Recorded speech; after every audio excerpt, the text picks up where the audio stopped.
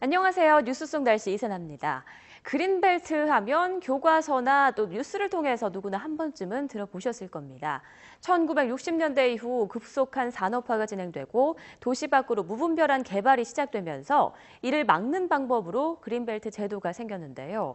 개인의 사유재산을 침범한다는 이야기도 있었지만 환경오염을 효과적으로 막으며 국토의 난개발을 저지하는 데 아주 큰 역할을 해왔습니다. 그런데 최근 들어 이 지역 경기 활성화 등과 맞물려 그린벨트 제도의 완화가 이슈로 떠오르고 있는데요. 오늘 뉴스 속 날씨에서 이와 관련된 자세한 이야기 나눠보도록 하겠습니다.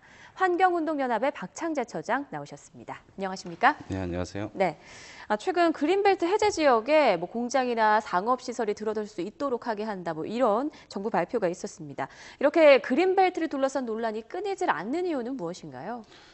그린벨트는 이제 1971년부터 이제 지정을 해오고 나서 그 논란이 끊이지 않았고 또 민원이 제기되지 않은 적이 없습니다. 네. 그리고 어떤 정부가 들어서고 어떤 대통령이 취임이 되고도 그 어느 누구 하나 할 것 없이 모두가 다 그린벨트를 해제하는 쪽으로 아니면 이쪽에 규제를 완화하는 쪽으로 계속 흘러왔는데요. 그럴 수밖에 없는 것이 개발 제한 구역이지 않습니까? 그러다 네. 보니까 이제 생활의 불편도 크고 또 이제 재산권 행사하는 데 있어서도 제한이 많이 됐던 곳이었기 때문에 이런 민원이 제기되는 건 이제 당연하다고 보여지는데요.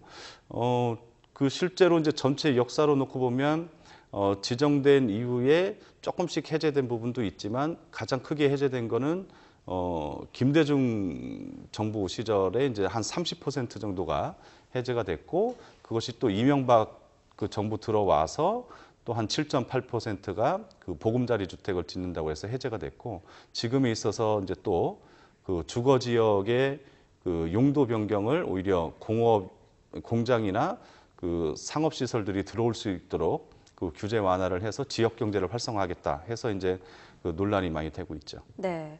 우리나라는 조선시대 때도 그린벨트 제도가 있었다고 들었습니다. 훼손할 경우 아주 엄하게 다뤘다고 하는데 어떻게 진행이 됐었나요? 예, 그렇습니다. 우리 선조들은 이제 특히 이제 숲, 산림을 이제 보존하기 위해서 그리고 이제 도시의 무분별한 확산을 이제 조선시대에 뭐 그렇게 큰 도시는 아니지만 네.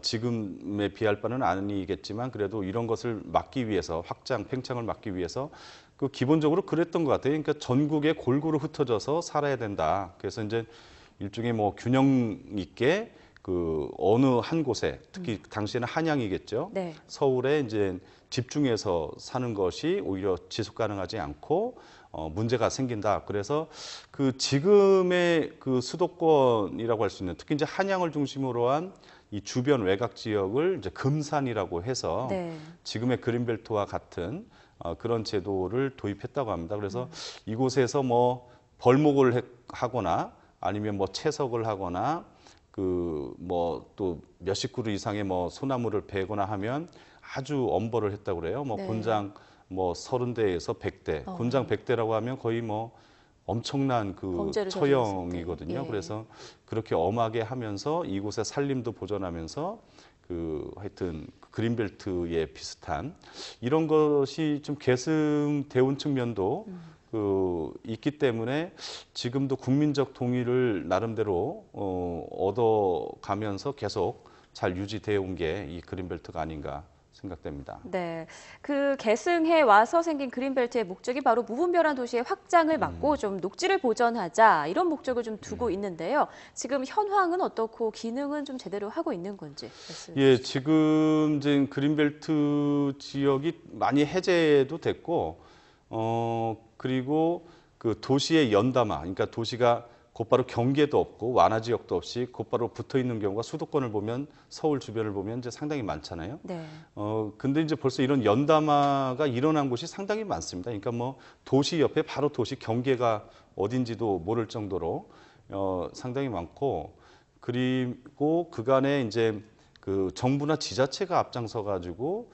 개발을 많이 해왔고 훼손을 오히려 해왔죠. 그래서 그 그린벨트 내에 살고 있는 아니면 땅을 가지고 있는 그 국민들, 시민들 같은 경우는 오히려 상대적인 박탈감을 이제 많이 느낄 수밖에 없었고, 그리고 생활 불편이나 재산상의 손해, 제한에 대해서는 그간에 한 40여 차례에 걸쳐서 많이 해소를 해줬어요. 네. 많이 해소가 됐는데 여전히 뭐 재산상 그 제한이 된다거나 생활 불편은 여전히 있을 수밖에 없고, 그러나 이제 이 그린벨트의 기능은 이제 그 거기에 해당하는 지역에 뭐 땅을 소유하거나 살고 있는 분들만의 땅이 아니라 정말 우리에게 공익적인 기능을 하죠. 이제 시민들의 삶의 질, 도시의 허파, 또 이 수도권의 대기 오염 문제가 얼마나 심각합니까? 그거에 네. 하나의 필터링 역할도 하고, 또 여가 생활을 또 가능하게도 하고, 가장 중요한 건 또 생태의 그 다양성을 갖고 있으면서 자연환경 보전 사례로